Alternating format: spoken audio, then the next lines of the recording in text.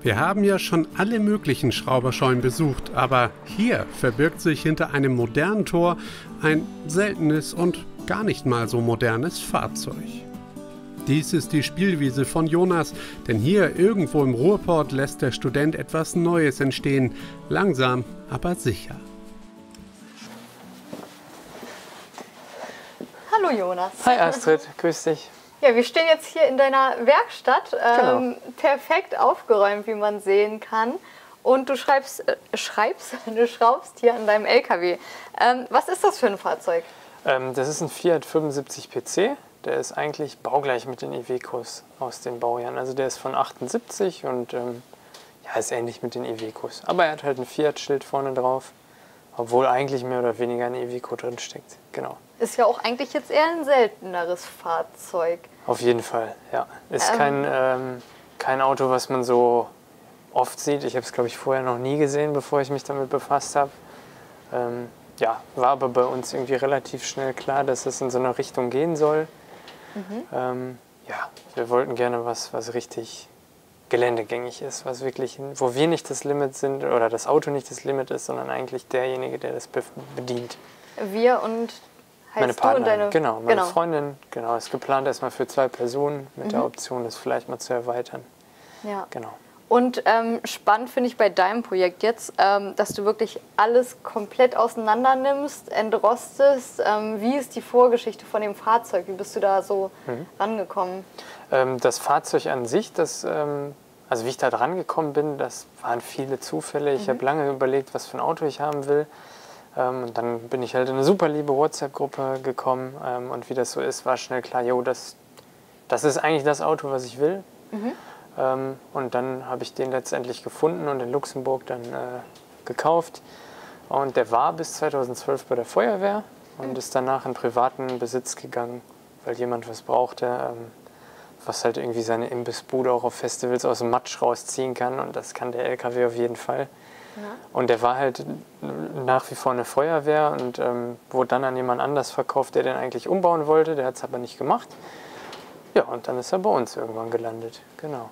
Und der hat ja auch schon ein paar Jahre auf dem Buckel und da musstest du jetzt so einiges machen. Was stand jetzt seit dem Kauf vor knapp über einem Jahr, 1,5 Jahren fast an? Also wir haben den gekauft mit einer Mannschaftskabine für 6 Personen. Die haben wir erstmal gekürzt. Ja, und leider hatte die Kabine so viele Rostschäden, dass wir letztendlich, also ich habe letztendlich die ganze Bodengruppe getauscht. Der ganze Boden ist neu, die Träger sind zum Großteil neu. Ja. Dann die Rückwand an die ursprüngliche Doppelkabine zurückgekürzt, das Dach eingekürzt, die B-Säule umgesetzt, weil die musste dann auch getauscht werden. Ja, und das habe ich erstmal gemacht. Also ich habe erstmal 8 Monate nur das Fahrerhaus fertig gemacht.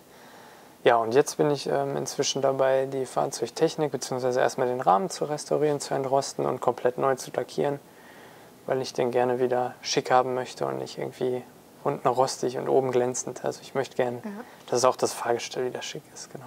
Das ist jetzt von den Aufgaben her aber auch nicht ohne. Also allein jetzt mal so ein Fahrerhaus eben kürzen, hast du irgendwie Erfahrung mit Metall oder überhaupt so mit der ganzen Materie? Also Vorerfahrung begrenzt, ja. Ich habe einen alten Bulli, den wir halt jetzt fahren und da waren einige Rostschäden dann. Und damals war so die Überlegung, ja, was machst du jetzt? Lässt du die von jemandem instand setzen für viel Geld? Oder traust du dich selber daran? Und irgendwie bin ich handwerklich fit und habe halt auch Spaß, was Neues zu lernen, was dazu zu lernen. Und damals habe ich einen Karosseriebaukurs gemacht und das Schweißen gelernt. Also Schutzgasschweißen, Aluschweißen oder so mit Wick kann ich nicht. Aber mit Stahl komme ich gut klar. Und dementsprechend habe ich mir wahnsinnig viele Gedanken gemacht, wie ich das bewerkstelligt kriege, weil ich das tatsächlich auch alleine gemacht habe, das Kürzen der Kabine.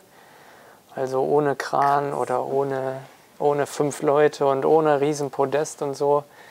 Ja, genau. Ich habe mir halt auf den Rahmen hinten ein Holzpodest gebaut, dass ich bequem auf dem Rahmen stehen konnte und laufen konnte und habe von da aus dann gearbeitet. Erst das Dach irgendwann eingekürzt, die Rückwand rausgenommen, dann die Rückwand überarbeitet, die B-Säule versetzt und dann irgendwann kam das alles wieder wie so ein Puzzle zusammen. Und tatsächlich stimmen auch die Spaltmaße. Also scheinbar hat es funktioniert. Genau. Du planst aber auch sehr gut voraus, glaube ich, oder? Ja, mache ich gerne und muss man auch irgendwie. Also Wenn man nicht plant bei so einem Projekt, glaube ich, kann man ganz schnell auch davon aufgefressen werden. Weil das gibt einfach auch Wochen, da passiert nicht viel. Da ist es halt nicht so, dass man irgendwie belohnt wird für die vielen Stunden, die man investiert. Und dementsprechend, wenn man nicht plant, dann sieht man nicht mehr das große Ganze und nicht mehr den Weg dahin, sondern ist nur noch im Stress. Und das wollte ich nicht, deshalb habe ich früh angefangen zu planen. Ja. Wie viel Zeit steckst du so in den Ausbau? Weil du hast ja jetzt wirklich schon, also du hast alles schon lackiert und ja, vom Abschleifen mal ganz zu schweigen. Absolut, also man investiert schon viel Zeit, das ist auf jeden Fall richtig. Variiert bei mir ein bisschen, je nachdem, wie viel Zeit ich investieren kann. Also ich würde schon sagen, so 15 Stunden die Woche bin ich auf jeden Fall hier. Manchmal sind es mehr, manchmal sind es weniger. Ja. Genau, das variiert halt, je nachdem, wie das gerade dann auch passt. In den 15 Stunden sind keine Planungsstunden. Die kommen nochmal zu Hause on top. Ich plane natürlich zu Hause auch relativ viel und wenn man sich damit mehr befasst und wirklich viel selber machen möchte, dann ist die Planungszeit nicht zu vernachlässigen. Ja. Also es ist nicht mal eben damit getan zu sagen, irgendwie, ich brauche jetzt Schrauben, weil du musst ja wissen, was du brauchst. Ne? Und dann recherchierst du und misst und guckst und hast dich vermessen und musst am nächsten Tag nochmal messen und dann bestellst du und es läppert sich, genau. Glaube ich gern. Und wann denkst du oder planst du ungefähr fertig zu werden? Ich habe mal geplant, November 22. Ah.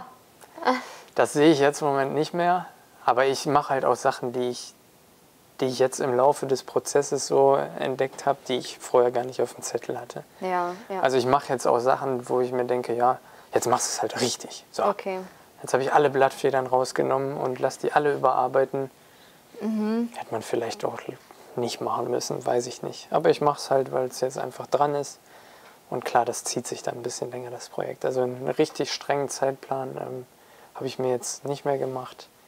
Aber mit dem Tempo, was ich gehe, glaube ich, ist es realistisch, dass es kein 5-Jahres-Projekt wird. Okay, also kann es dann auch irgendwann dann losgehen. Ich hoffe, und ihr habt ja parallel auch noch den Bulli. Also genau, richtig. Wir haben noch Gott sei Dank den alten Bulli, mit dem wir auch noch Urlaube verleben können. Also das geht schon. Und hier steht er halt gut und kann man in Ruhe dann dran weiterbauen. Ja, das ist natürlich echt genial, dass du hier die Halle hast, auch wenn sie nicht riesig ist, aber du arrangierst dich sehr gut, glaube ich, genau, damit, sie oder? Ist klitzeklein. Ne?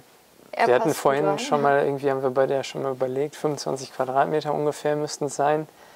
Da schlagen viele immer die Hände über den Kopf zusammen, weil es so klein ist und es geht doch nicht. Und doch, das geht ganz gut. Man muss halt einfach viel hin und her räumen. Ne? Also ich kann jetzt nicht spontan sagen, ich mache jetzt an der Hinterachse weiter, weil da steht halt das ganze Gerümpel dann drunter, wenn ich vorne arbeite. Also man muss viel hin und her räumen, aber dafür ist es dann auch so, dass einen irgendwie nicht eine Hallenmiete von vielen 100 € da irgendwo auffrisst. Weil ich habe nicht das Glück, irgendwie einen Hof zu haben, eine Scheune oder so, das habe ich halt nicht. Ja. Genau.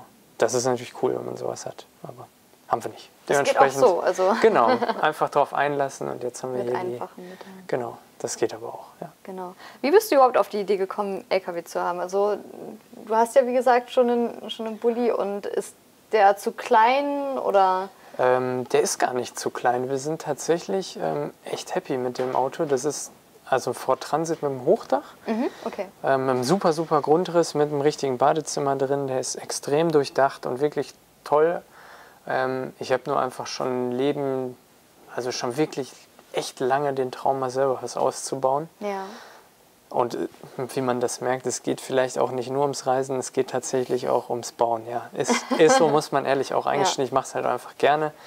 Und wir hatten damals mal, bevor wir den Bus gekauft haben, haben wir mal überlegt, oder habe ich überlegt, ob ich selber was ausbauen soll. Und dann war aber schnell klar, wenn ich das mache, dann soll der halt auch wirklich was können. So dieses Fahrzeug, was ich da ausbaue. Und dann war man schnell beim Thema Allrad. Und dann fängt man halt an zu spinnen. Ne? Dann, was ist wichtig? Viel Wasser, viel Diesel. Und dann bist du ganz schnell nicht mehr bei 3,5 Tonnen. Ja. Oder du mauschelst dir einen zurecht und flunkerst dich selber an und sagst, das geht schon, aber es geht nicht. 3,5 Tonnen und viel Vorräte geht nicht. Genau, und dann sind wir halt weg von den 3,5 Tonnen gegangen. Ja. Aber das mit dem Allrad scheint euch ja schon auch wichtig zu sein. Habt ihr da irgendwie schon Erfahrungen oder wollt ihr in bestimmte Gebiete reisen, wo du denkst, dass man das durchaus gebrauchen könnte? Ja, also was ich bereisen will, ist auf jeden Fall Island und Marokko relativ schnell. Das haben wir uns beide überlegt. Ja, und ansonsten war schon ein Traum, wie gesagt, ein Fahrzeug zu bauen, wo eigentlich das Fahrzeug mich nicht limitiert, sondern ich es limitiere. Okay. Es gibt Videos von diesem LKW im Internet, da wird einem Angst und Bange, was der eigentlich kann. Der ist extrem geländegängig, hat Portalachsen, das war halt mir was wichtig ist. Ja, und dann habe ich mich halt irgendwann getraut. Er ist relativ klein, hat gerade mal 2,75 Radstand, also wirklich kurz. Das wird jetzt ein bisschen schwierig, da irgendwie große Dieseltanks und so unterzukriegen. Ja. Aber das wird auch funktionieren. Und dementsprechend war klar, Allrad soll es sein. Und ja, mal gucken, wie gut er sich dann eines Tages schlägt, wird man sehen.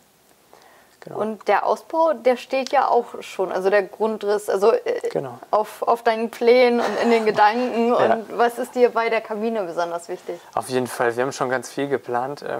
Einfach weil es auch Sinn macht, das Ganze von oben nach unten zu durchdenken, dann von unten nach oben, von links nach rechts, also ja, alles zu durchdenken. Wir haben halt uns für einen relativ kurzen Koffer entschieden, der wird irgendwie so um die 3,60 sein, vielleicht plus minus 5 cm. Ja. Und der Grundriss wird so sein, dass wir ein vollwertiges Badezimmer haben, mit einem Durchstieg zu der Fahrerkabine, der ist auf der Fahrzeugseite auch schon drin. Das kann man auch ganz gut im Internet sehen, da gibt es Fotos zu.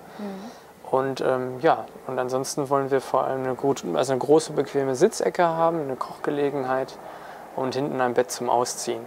1,40 mal 2 Meter geht nicht, das passt einfach nicht auf 3,60 Meter Kofferlänge. Okay, aber es wird wahrscheinlich so ein Ausziehbett, was dann irgendwie 1,10, vielleicht sogar 1,20 Festbett hat und der Rest wird ausgezogen.